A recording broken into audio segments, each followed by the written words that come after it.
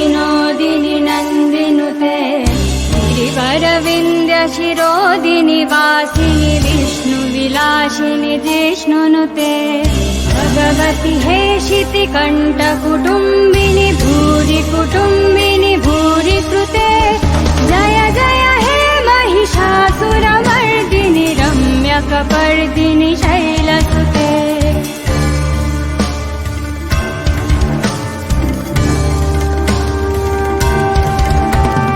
सुरवरवर्षिणि दुर्धरदर्शिनि दुर्मुखमर्षिनि हर्षरते त्रिभुवनपोषिनि शङ्करतोषिनि किल्बिषमोषिनि घोषरते धनुजनि रोषिनि दितिश्रुतरोषिनि दुर्मथतोषिनि सिन्धुसुते जय जय हे महिषासुरमर्दिनि रम्यकपर्दिनि शैलसुते जय जय हे महिषासुरमर्दिनि रम्यकपर्दिनि शैलसुते जय जय हे Mahishasuramardini रम्यकपर्दिनि शैलसुते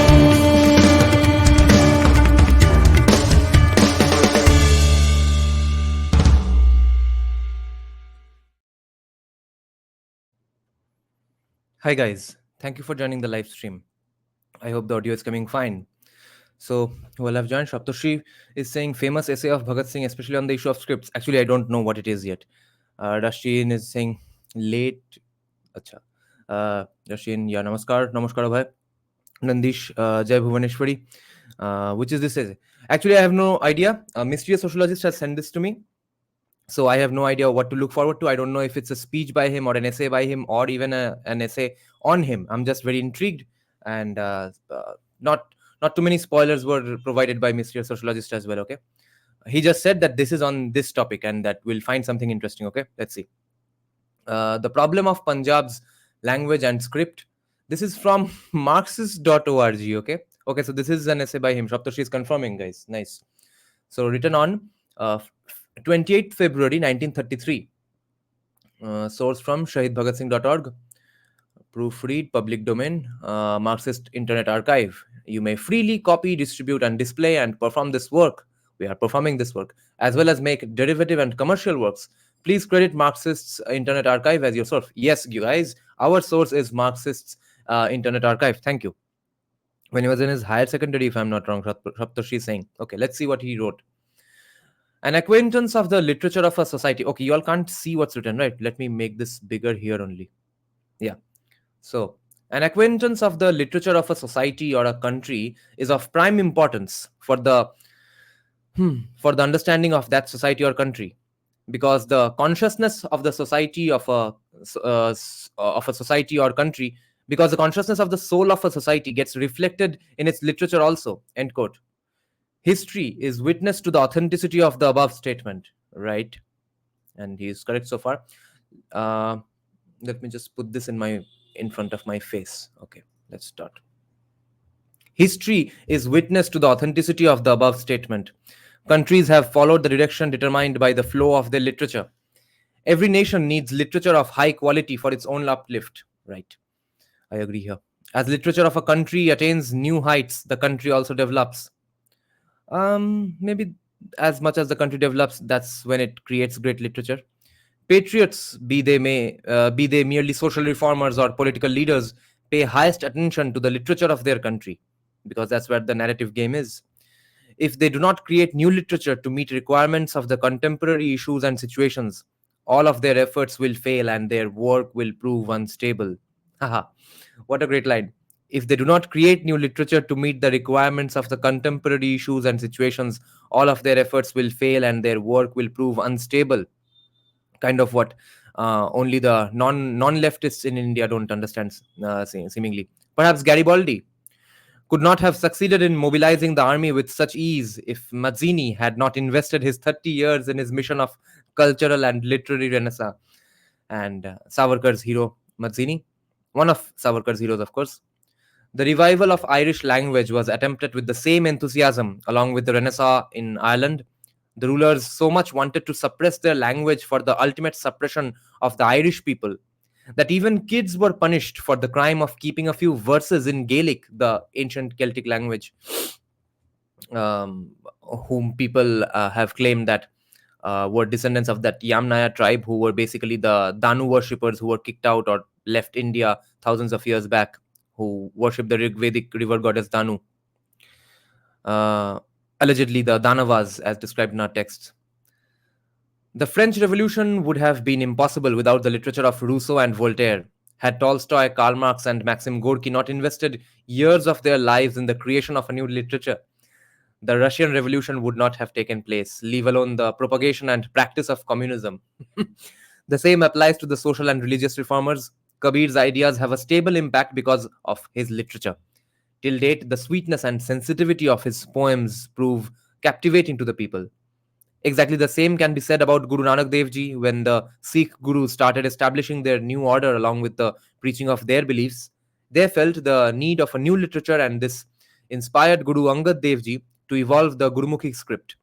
Centuries of continuous warfare and Muslim invasions had dried up the literature of Punjab. The Hindi language was at the verge of extinction. He adopted the Kashmiri script in his search for an Indian language. Later, the Adi Granth was compiled by Guru Arjun Dev Ji and Bhai Gurudas Ji. They took a far reaching and useful step in this act of creating their own script and literature to perpetuate their beliefs. Afterwards, as situations changed, the flow of literature also changed. The ceaseless sacrifices and sufferings of the gurus changed the situation. What sufferings, I wonder? Namaskar Bhatpada.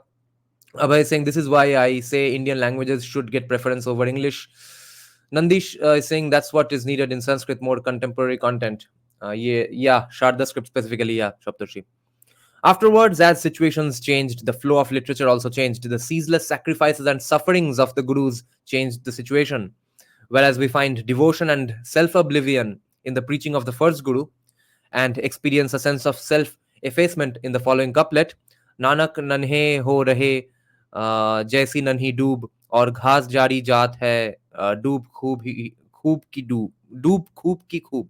Nanak asks all to be as humble and insignificant as the doob grass. While all other grasses are burned down, doob continues to flourish.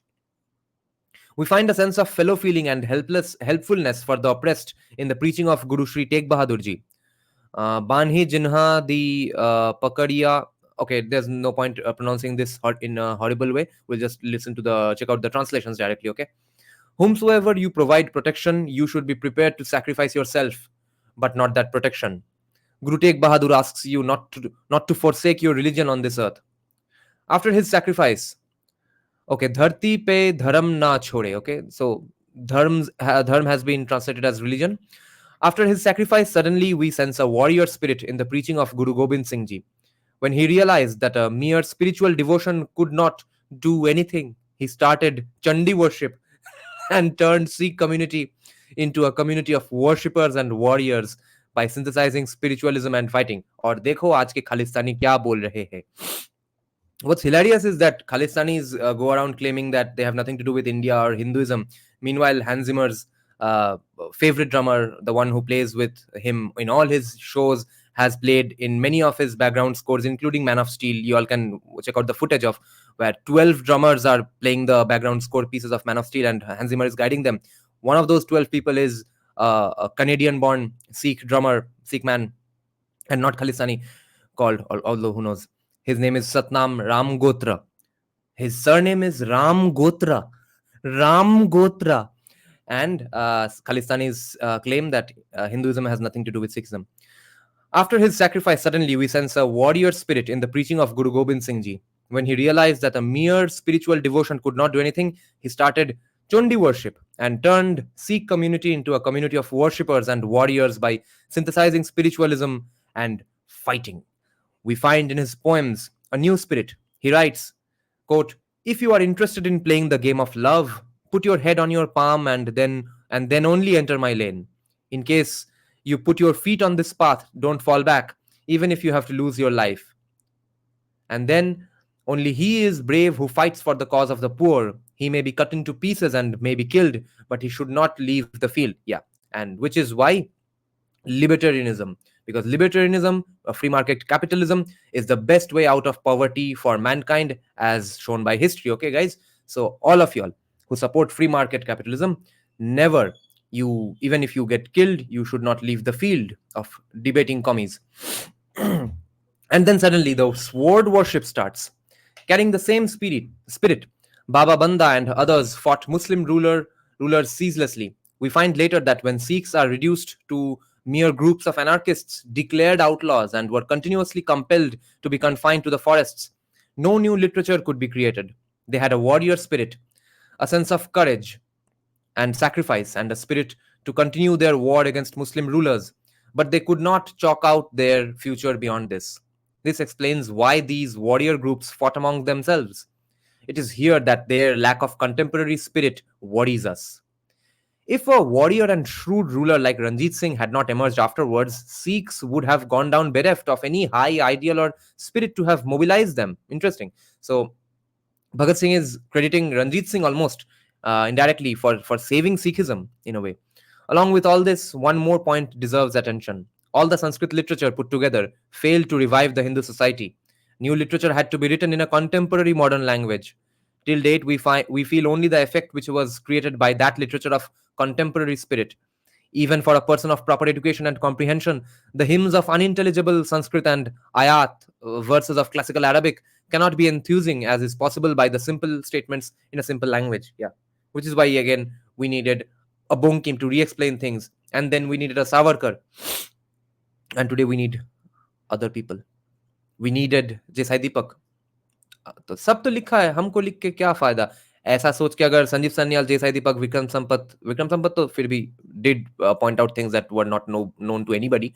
But if people like Jesai Deepak did not act, or Sanyal, then we were heading for doom probably much quicker than we will anyway. A short history of Punjabi language and literature is sketched out above. Now we turn to our times. Swami Vivekananda in Bengal and Swami Ram Tirtha in Punjab were born approximately at the same time. Both were quote unquote great in the same sense. Both got fame for establishing Indian metaphysics abroad. Swami Vivekananda's mission became a permanent institution in Bengal, while Punjab misses a memorial to Swami Ram Tirtha. Interesting. He's saying that Punjab missed the chance, or Punjab misses. Okay, misses whether in the sense that we wish we had it, or does he show a tinge of regret? Don't you think that I wish we had paid similar tributes to Swami Ram Tirtha as Bengal did to Swami Vivekananda? In spite of having significant differences in their thinking, we find strong similarities at the roots. Whereas Swami Vivekananda was preaching Karma Yoga, Swami Ram Tirtha was singing in blissfulness. Quote, "We shall subsist on crumbs, but sacrifice ourselves for Bharat." Hey, Khalistanis. "We shall eat the most ordinary food, but work for our country. We shall go naked the whole life, but offer our lives for Bharat." End quote. Several times he wept while seeing the setting sun in America and said, quote, "Now," okay, this is not written by Ram Tirth, this is by, this is written by Ram Tirth only. So, okay, so Ram Tirth was also in America. "Now you are rising," I have never heard of him. "Now you are rising in my beloved country. Drop my tears like dewdrops over beautiful water-fed fields of India." End quote. Such a great devotee of the country and God was born in our province, and if we do not have even a single memorial to him, what else could explain that except our literary backwardness? So Bhagat Singh is being self-critical and blaming Punjab. This we feel at every step.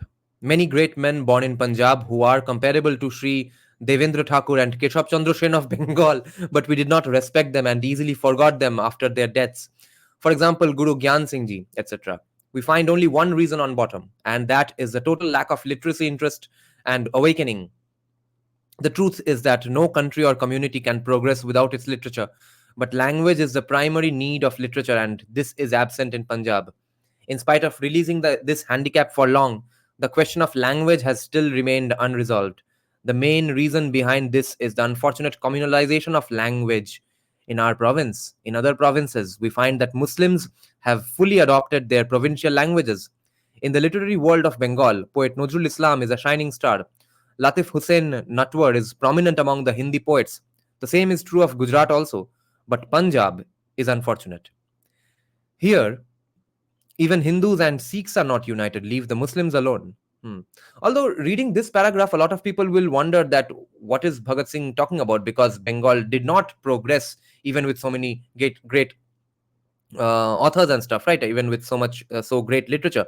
But you see, and what he, I guess, did not live long enough to understand out of his own claims is that the realization that we can now come to in hindsight is that what he was talking about in the sense of a general well-being of a group, a society, or a club, because stemming from its prioritization of language and literature, that that kind of progress is not just economic progress, or maybe not even economic progress at all.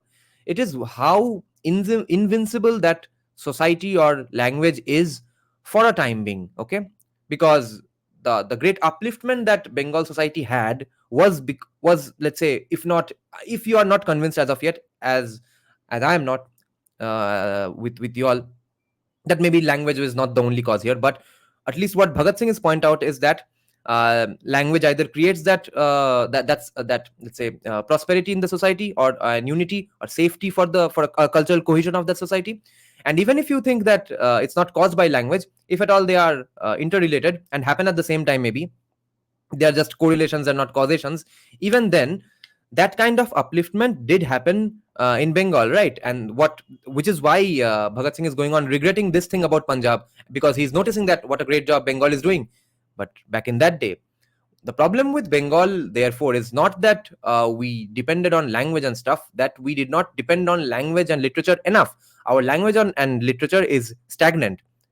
Not language, there's no point debating a linguist here, but at least literature, the way of thinking, those things are stagnant in society for a various numbers of reasons. Same kinds of families, same kinds of family backgrounds, etc. Communism, all that is there. And I think the bad acting of Tollywood, etc., the exact same kind of dialogue delivery that was done by Uttam Kumar is copied even today by every hero and heroine to the best of their abilities. Those kinds of things. It's the problem is stagnation, not the thing that on which the stagnation started. Okay, it's not the fault of that thing. Okay, the stagnation is the main culprit in Bengal, I think. Issue is systemic capturing of institutions by leftists. Yes. Okay, let's continue now. Punjab should have been the language of Punjab, like other provinces, but since this has not happened, as this question is a spontaneous question, Muslims have adopted Urdu. Muslims totally lack Indianness. Hmm? Hmm. Muslims totally lack Indianness, therefore, they want to propagate Arabic script and Persian language. What is Bhagat Singh saying? How can he say this? While failing to understand the importance of Indianness in the whole of India, they fail to understand the importance of one language, which could only be Hindi. That is why they keep repeating the demand for Urdu like a parrot and take an isolated position.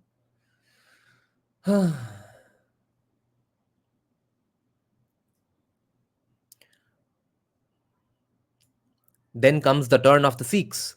Their whole literature is in the Gurumukhi script. Hindi is very much there as a component, but Punjabi constitutes the main component. Therefore, the Sikhs adopted Punjabi written in Gurumukhi as their language. They could not leave that at any cost. They embraced that by making it a communal language. So, Bhagat Singh is saying Muslims totally lack Indianness, therefore, they want to propagate Arabic script and Persian language. And while, according to Bhagat Singh, Muslims fail to understand the importance of Indianness in the whole of India, they fail to understand the importance of one language, which could only be in Hindi. That is why they keep repeating the demand for Urdu like a parrot and take an isolated position. The Arya Samaj emerged on the other side. Swami Dayanand propagated the feeling for the spread of Hindi throughout Bharatvarsha. Hindi became a religious component of the Arya Samaj movement.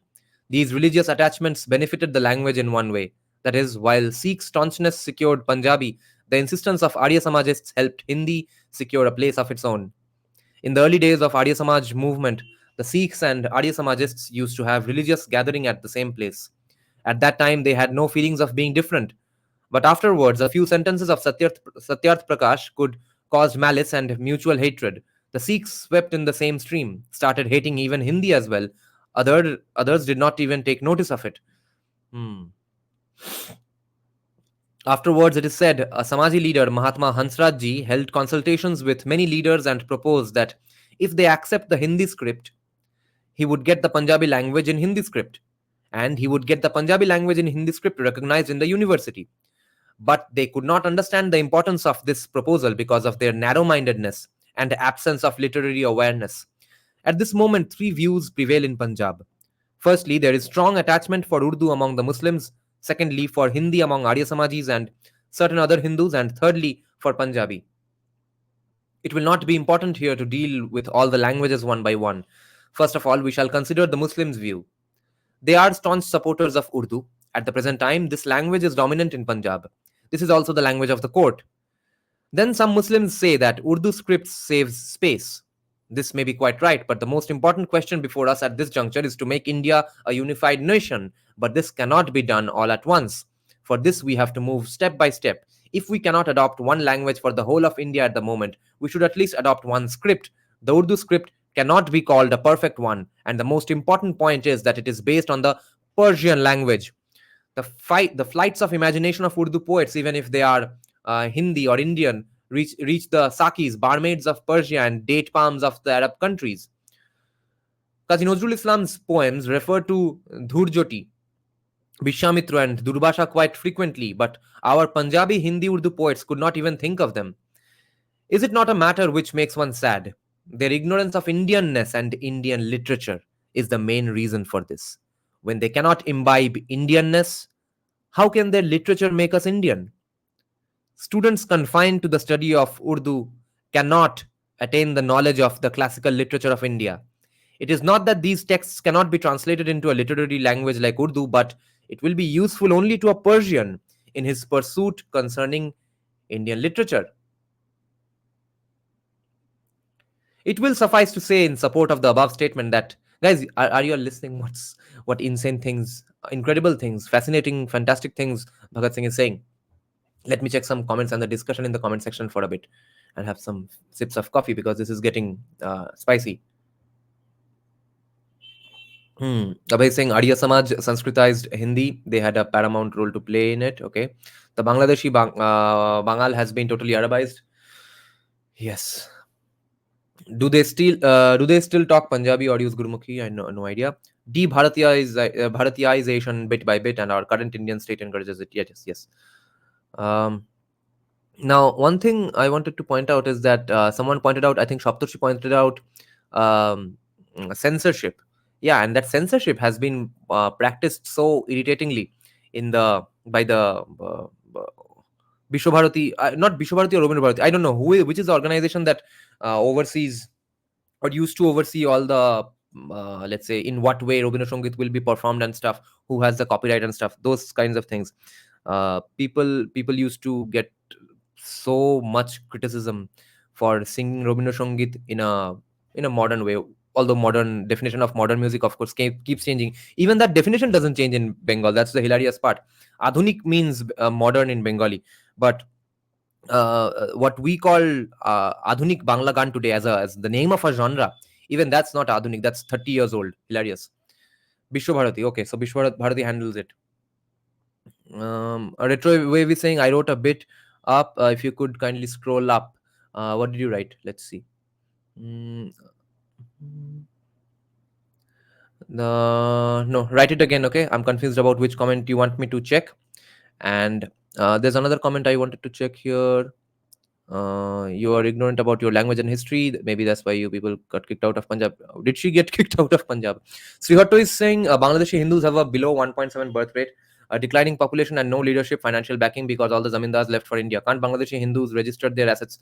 I'm not sure, of course, about Bangladeshi law, but it does not matter what they register or not. I think the only solution for Bangladesh today is that they all gather at one place and at least make one district or some districts and at least one state Hindu majority. Otherwise, what Professor Abdul Barkat of Dhaka University has predicted, that by 2047 there won't be a single Hindu left in Bangladesh. That's going to happen. Rodduroy Adhunik Bangla Kobi, yeah, but other people as well. Retroy is saying, Dada, do you agree about the ism game that the British played with us in India, like dividing Sanatan Dharma into Hinduism, Sikhism, Buddhism, Jainism, Vaishnavism? Khalistani movement is basically a human trafficking and etc. Yeah. Do you agree about the ism phase, ism game?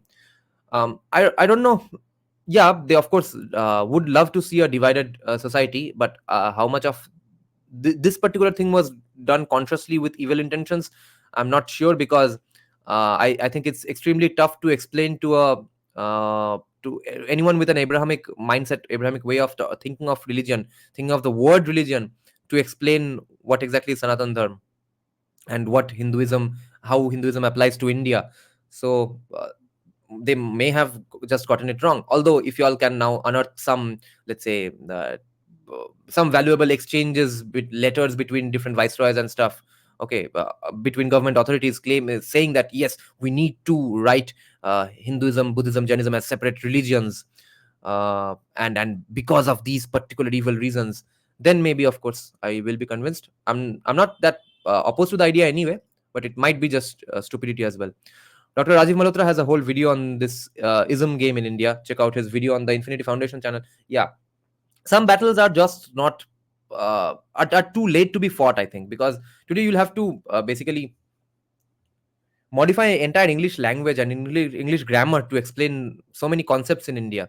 So what's better, I think, is that the which is the reality of India, that there is no real problem or conflict between Jains, true Buddhists, and Hindus.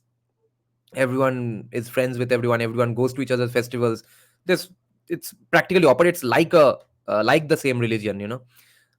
And maybe we can, and the start that has been made by people like Rajiv Malhotra to point out these things, that yes, they are supposed to be the same religion, because people from anglicized atheist upbringings don't even know that they are supposed to be the same religion, or they were at one point basically just different branch of a similar concept, or of one concept.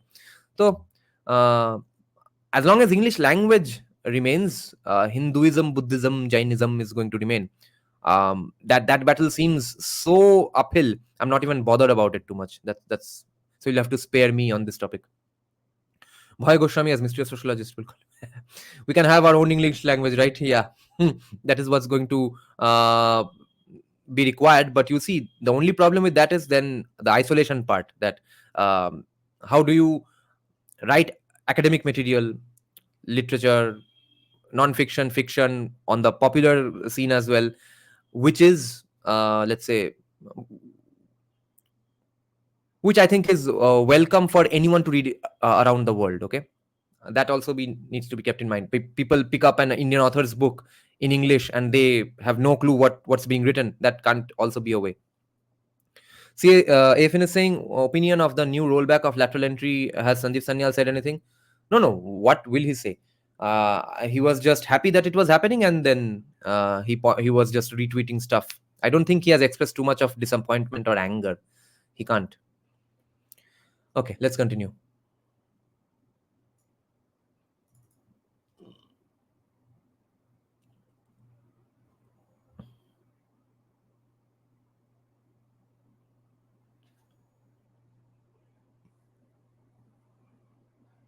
So, Bhagat Singh is saying Muslims and their ignorance of Indianness and Indian literature is the main reason for this problem. When they cannot imbibe Indianness, how can their literature make us Indian? Okay, this is Bhagat Singh saying. Students confined to the study of Urdu cannot attain the knowledge of the classical literature of India. It is not that these texts cannot be translated into a literary language like Urdu, but it will be useful only to a Persian in his pursuit concerning Indian literature. It will suffice to say in support of the above statement that when simple words like Arya and Swarajya are written as Arya and Swarajya, what will happen to the deep metaphysical topics?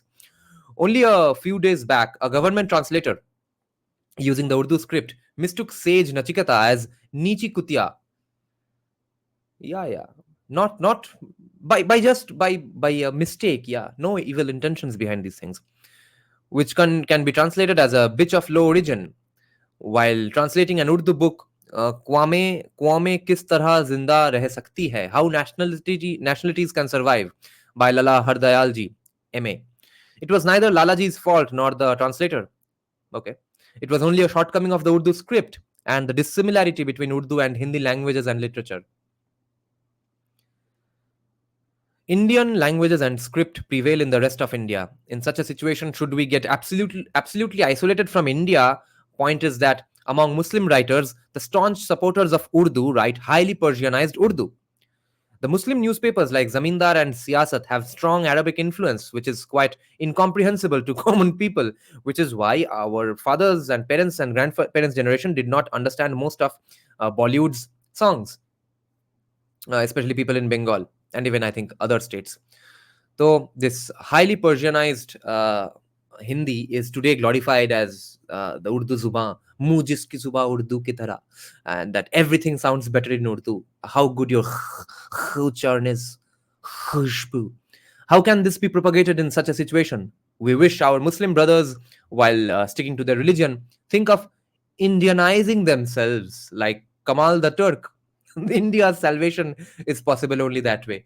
Instead of making language a communal question, we should adopt a wide perspective. Although he strikes a chord on one very interesting, innocent demand that he seems to have, which has been the demand of Savarkar as well, in just different ways of paraphrasing it, and many people for centuries, which is that they should just think of Indianizing themselves. Just Indianize a little, and then we won't have any problems.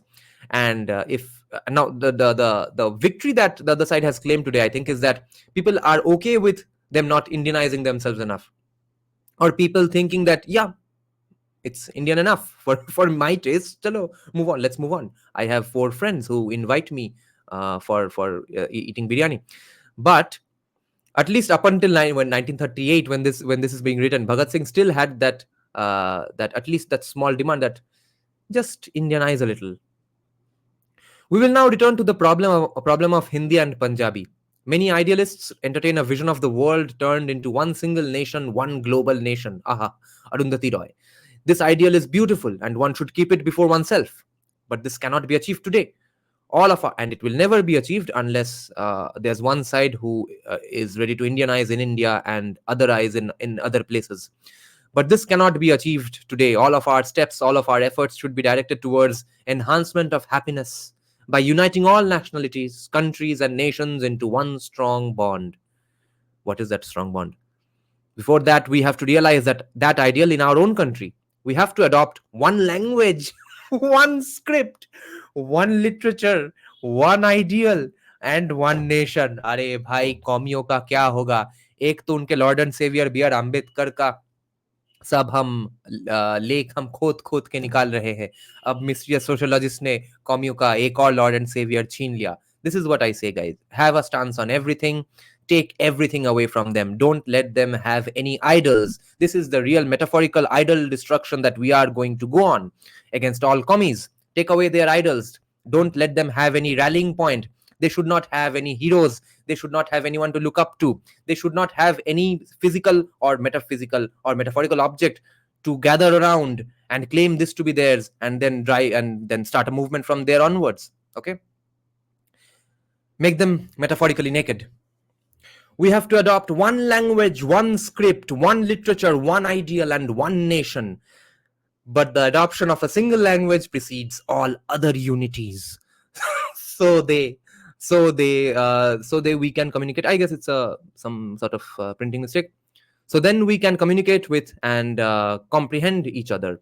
A Punjabi and a Madrasi must not sit together mute at a gathering. Okay, of course they'll say, just speak English, bro, because you watched Friends when you were in high school. But try to communicate their ideas and emotions. And this should be done in our own language. Yes, because the poor person, more often than not from a lower caste who does not know English, they should keep quiet. People who have watched Friends, they must have fun in English. Hindi rather than in an alien, they should talk in Hindi rather than in an alien language like English. अरे भगत सिंह, ये कौमियों को दुख दर्द पीड़ा देने का ये क्या आर्टिकल लिख दिया और मिस्ट्रियस सोशोलॉजिस्ट ने ये निकाला भी. Damn. Even this ideal will take years to be realized. First of all, we should create literary awareness in this endeavor, not among a few, but in the masses. The people's own language is essential for creating literary awareness among the people. On the basis of this logic, we say that you can succeed in Punjab only in Punjabi language. Till now, Punjabi has not been able to become a literary language of the central Punjab. It is written in Gurmukhi script and is not known as Punjabi.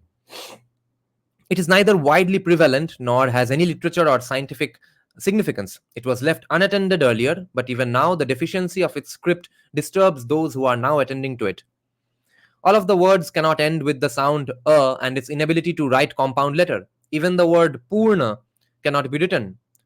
This script is thus even more incomplete than Urdu.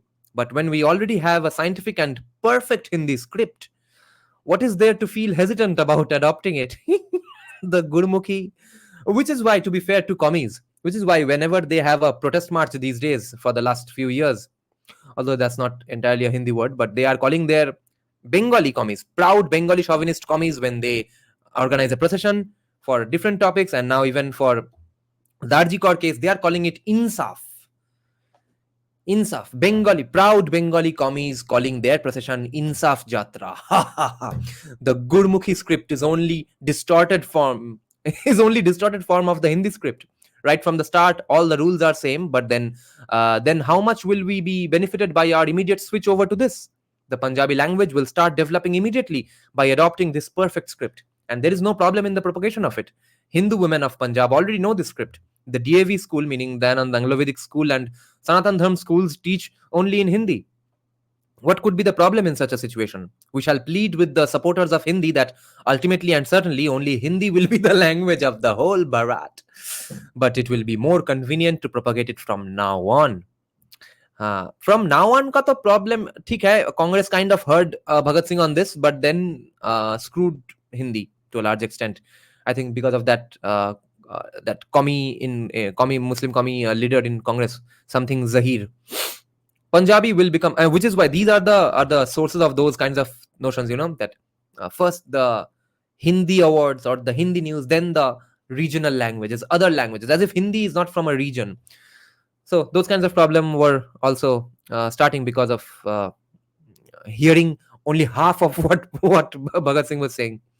Punjabi will become like Hindi by adopting the script, and then all the differences will disappear. And it is desirable too that common people could be educated, which is possible only through our own language in our own script.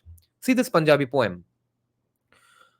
O Rahia Rahe Jandia Sunja Gal Meri Sir to Pag Tera Baledi Inhun Fuk Muatarala. O passerby, listen to me. Burn that foreign turban which thou art wearing on thy head, and take to Muatara. Even beautiful Hindi poems cannot cast an impression comparable to this, as they have not yet made a place right in the hearts of the people. They still seem somehow alien. It is so because Hindi is based on Sanskrit, and the Punjab has gone farther away from that. Persian has maintained its dominance in Punjab to a large extent. For example, a collection of things become cheezan here instead of cheese. This principle prevails throughout. What is being emphasized here is that Hindi is still far from Punjabi heart in spite of being close to Punjabi. So he's blaming Punjabi for being far away from Hindi. Of course, Punjabi will come closer to Hindi when it will adopt the Hindi script as Hindi script attempt creating its literature. Nice. By now, almost every major issue has been discussed here. Only one thing now remains to be said. Many people argue that the Punjabi language lacks sweetness, beauty, and emotions. This is absolutely baseless. Only recently the sweetness, beauty, and emotions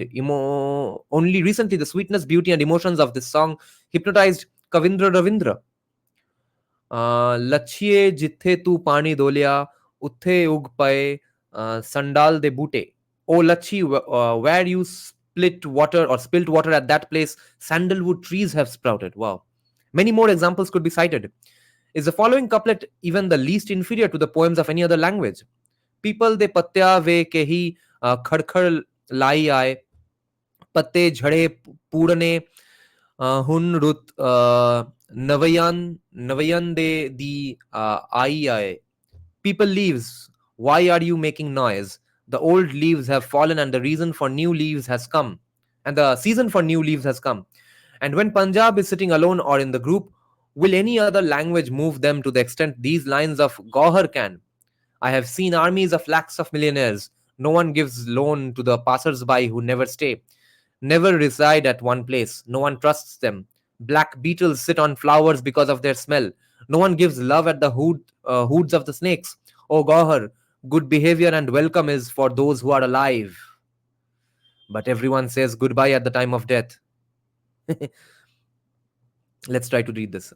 Lam lakha to karodan de shah vekhe na musafira koi udhar den de दीने राती दे कुछ देरे ना उन्हा उन्हा गुला or galla maybe gula di vasanate. No, there's no point reading this. I'm not going to be able to do justice to this.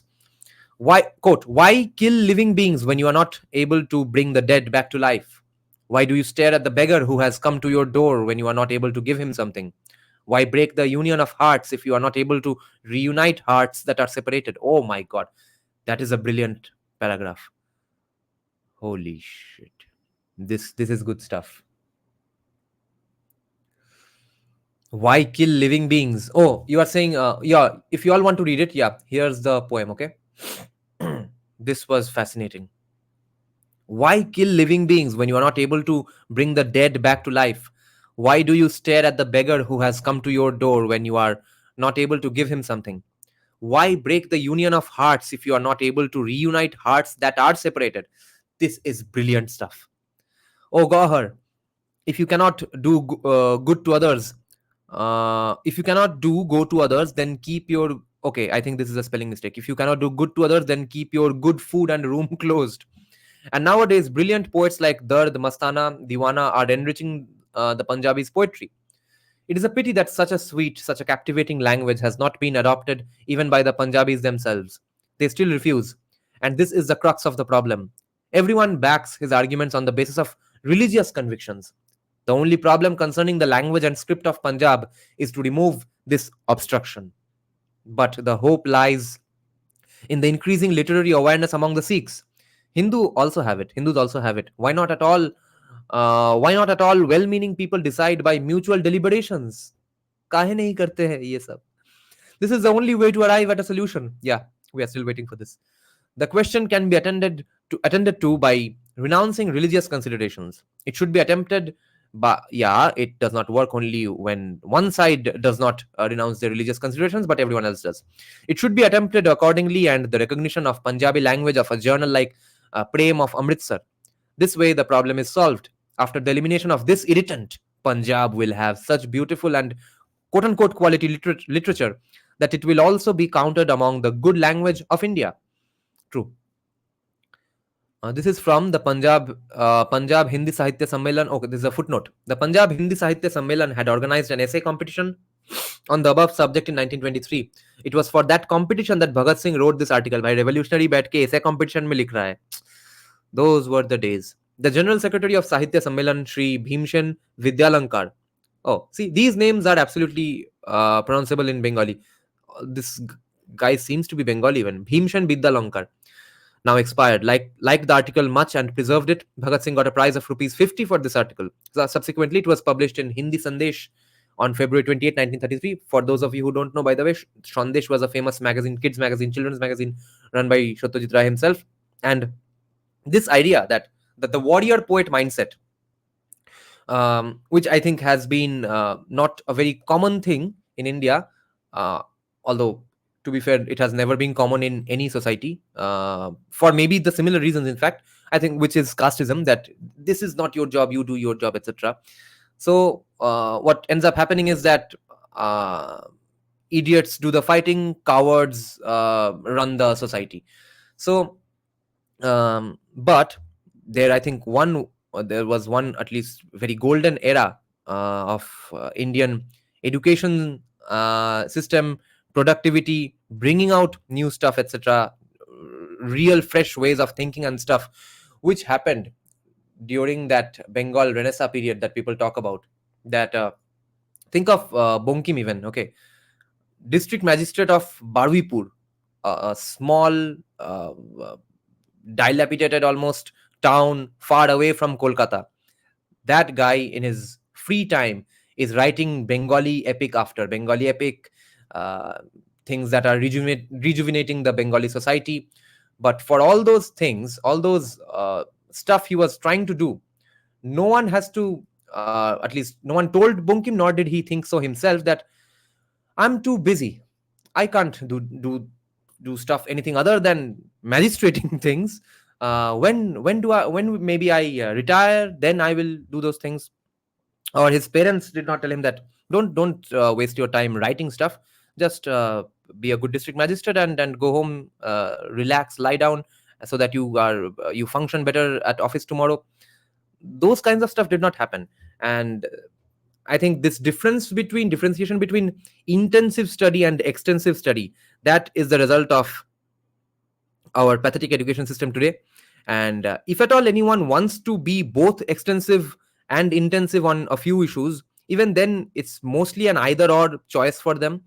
And even if not, they do it after doing one or the other, right? First, some people do extensive study of something. I think our education system encourages that as well, that up until class 12 it's extensive study. Your 80% of what you are going to learn in those 12 years is not going to be useful for you in any way, except for the meta learning kind of thing, of course, that you learn how to learn. You learn how to remember things, you learn how to sit for an exam and pass as much to your abilities. And then you go deep into intensive study in your college days, university days, maybe, and more so in PhD days. And what's going on for me is that I'm going on in my journey of extensive exploration of different topics.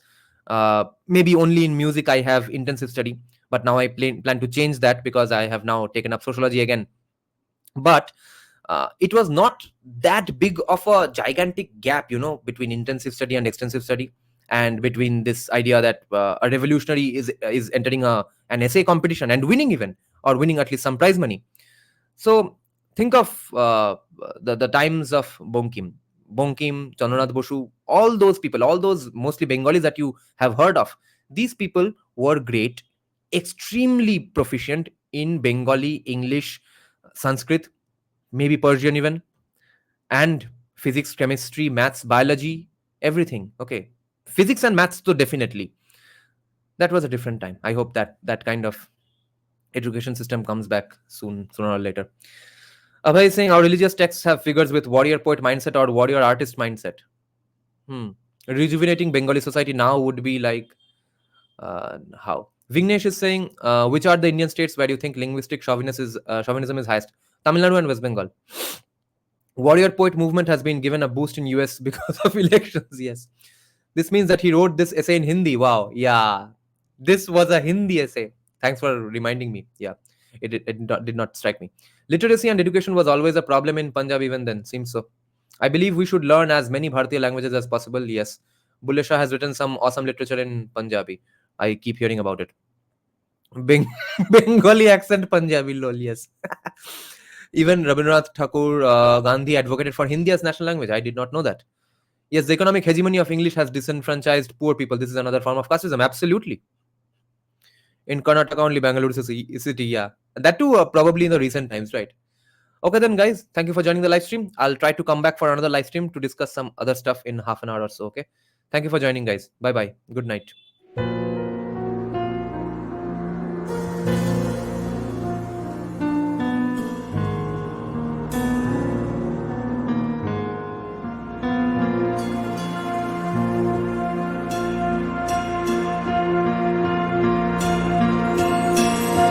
श्रवरूढं महाभीमं गुणाद्रंष्टाङ्गरप्रदं हस्य युक्तं त्रिनेत्रं च कपालकर्णिकाकरां मुक्तकेशीं ललज्जयं पिबन्तीं रुधिरं चतुर्बाहु समायुक्तं वराभयकरं स्मरेत् चतुर्बाहु समायुक्तं वराभयकरं स्मरेत्